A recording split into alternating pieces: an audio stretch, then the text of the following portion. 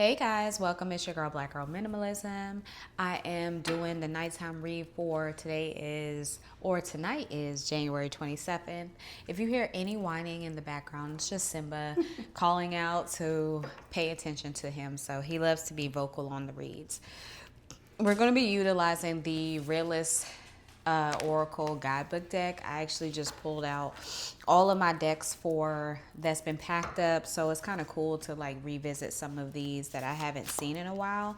We're going to do a spread of 12. If you guys haven't already checked out the earlier read, it was really good. So go ahead and check it out from earlier today, this morning. And I'm going to go ahead and get started on this read. As we close out the read, we're actually going to do another pull from the Endless Soul Money deck, and I'll just pull one card from there to kind of guide over some provisions as it pertains to our finances. All right. So the first card to come up is Follow Your Spark. And how I see this is follow your North Star. I was watching Queer Eyes the last season, and on one of the episodes, it was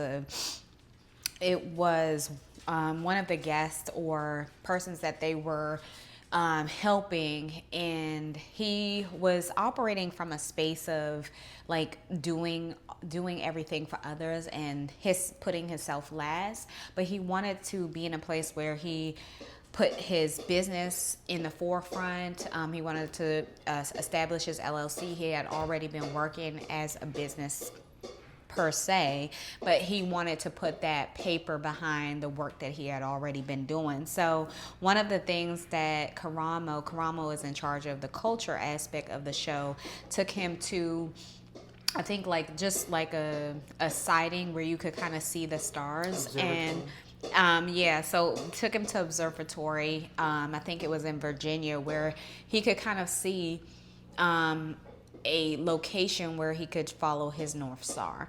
And how I see that is just like following the direction that seems authentic to you. So it's always like, maybe it could be anything small. Earlier in the read, I talked about like this morning when I got up, I just looked out at the sky. No, it wasn't this morning. It was last night when I was going to sleep. I was looking at the moon, and it's almost moving towards a full moon in completion of it. So sometimes it's little things like that that you pay attention to, and you don't recognize that it is putting you in the direction of what you need to see for, your next steps. So that's a little bit long-winded expression of what came out, but we're going to continue on. We have individuality. I see her in like, it looks like she's in New York, to going to be honest with you, because you have the like crosswalk symbolism, but the streets, usually New York is prominent for this type of street walk, and also DC as well. But she has her shades on, she has her coat or cape, however you want to see it. A very unique necklace on as well, so maybe jewelry is significant for a sense of individualism. And then she has this like purse on with a bold color in her hair. So maybe how you wear your hair, or if you don't have any hair like me, maybe it's a very bold aspect in how you come across. So individuality comes up. I feel like that wanted to come out, but it'll come back around if you want. Okay, that was a lot. Okay, let's see what these are. All right, so we have comparison. All right, so maybe I want to read this one because I don't want to make my own assumption. We also have daydream coming out, maybe new ideas. But the comparison has a 999 likes. It's like a likes there. So maybe there is some aspect of comparison that's prevalent at this time. So this is number 34. This one is numbered, this deck, so you can get to it pretty easily. So we are all on our own journeys. We can try on someone else's skin as much as we want, but we end up having to be smaller in order to fit in it. This card shows up when you are exactly where you need to be, and yet you feel like you don't measure up to the image, expectation, or public perception of another. What you value in others, you possess. Consider what envy and comparison are trying to teach you about your own desires and why you won't let yourself have them. So it's just saying that no need to look outside of yourself. You have everything that you need at this time. I think this kind of goes together with the individuality. It's because of that because you're an individual, it makes you different from everyone else. So like kind of lean into that aspect of things.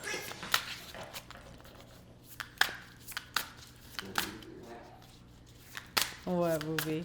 Sorry, guys. Simba's being very vocal right now. Yeah. It's okay. All right, these cards are a little larger, so it could be hard to shuffle at times. My little fingers. Outer strength. So maybe it says rejection in the inbox, but then on the table it says new opportunity. So maybe you could be getting a new opportunity at this time. Email could be significant. Okay, a little more came out than what I wanted to. Way more. So maybe you've had to endure some rejection, but there's a new opportunity coming forward. Inner child. You're working from an inner child space. I see this as a healing card. Anytime that you have to look back or notice something as it pertains to your inner child, it has to do with your healing aspect. Sexy time. This wanted to come out so badly, but I wanted to naturally come out. So if you pay attention, this deck is also queer inclusive. So it's two women finding their space for sexy time, or maybe just time in general that brings out that aspect. In their shoes. This came up and this also was showing itself and it came back around. So we have 1, 2, 3, 4, 5, 6, 7, 8, right? 1, 2, 3, 4, 5, 6, 7, 8. I'm gonna read in their shoes. All right, so we have build home. And I think this is significant for us because we're in a process of this, like, trying to get everything together at this time. They're painting, they're unboxing, there's plants there, so maybe plants are significant. We haven't gotten our plants yet. Sorry, my camera woman is a little tilted, but we haven't gotten our plants yet. But it's, again, two women working together building their home. So you have the rug that's in the back. Maybe you're laying rugs down. I see books that are there as well. And then we have the law of attraction. Maybe a call to, like, attracting the things that you want. 11 is a symbolism here as well. You have the full moon. I told you I saw the moon come into its fullness on yesterday night. So at this time, things are working maybe in your favor. It's weighing the odds more in your favor at this time. So we have 1, 2, 3, 4, 5, 6, 7, 8, 9, 10. Okay, I'll do this. Pick those two. We have community. You're celebrating some at this time. And I've been getting a community aspect in every deck that you're building. This morning I talked about building a village. Here we go with the community card. So something is in celebration of you, or your orbit is going to be celebrating grief, some aspect of loss that you're facing at this time. And then what's facing up is attachment. So letting go of things, maybe asking you, even as we've been unpacking the boxes, I've let go of things that are just not serving the grind. You're getting into the grind at this time. You're utilizing your skills, and you're in the soulmate aspect. You're coming together with your partner. So you have to build a home. You have individuality. You're learning more about yourself. You're following a spark at this time. I put it right next to the grind. It happened in place right next to the grind. You're coming to a place where maybe you're operating your own thing, your own business, some aspect of that, because I kind of see her as a baker, just getting together her desserts, but it's all on a tray panel. So maybe, you're working with your hands at this time to build build from the ground up, and all these aspects have been necessary for you to get to where you want. And we have that new opportunity that's coming in. So one thing I want to read is the build a home. That's going to be number 51 in the deck. All right. So number 51 is stability, building a foundation, nesting. This actually, before I left my previous therapist, she told me to take the time to nest, to get things situated the way that I wanted to. Decorating or rearranging your home. This card shows up when you're investing in your home and your physical foundation. And I see also physical foundation could even be your body as well, like your physicality, making that better. So those things come together with like newness, new opportunities, manifesting new things coming into your life because you're working on self in all ways. You may be moving to a permanent location, settling into a new living arrangement, or trying to find out what home means to you philosophically. So you're in a space where you're just investing in that, and it's the best space to be in. The next thing that I'm going to read is the In Their Shoes. That is number 37 in the deck. So in their shoes, understanding, change in perspective, emotional agility. This card means it's important to see the situation from another point of view. Consider the most empathetic and compassionate approach. Check your stubbornness. There's resistance to taking into account other people's lived experience and guided path. Resolution requires putting yourself in someone else's shoes. So maybe you'll be working on something, like maybe coming into some sense of reconciliation as it pertains to someone else bringing something to the forefront, that you have to kind of see their perspective to understand it. And then the last thing is the soulmate, and that is number 25. So the soulmate is coming into union, meant to be fated relationships. This could be a creative collaborator, a platonic relationship, or romantic connection. This card means your purposes and journeys have run parallel and are finally joining for a smooth ride. Soulmates are not free of the effects of time or bad behavior. You are still required to exercise free will. I talked about free will on my therapy this morning.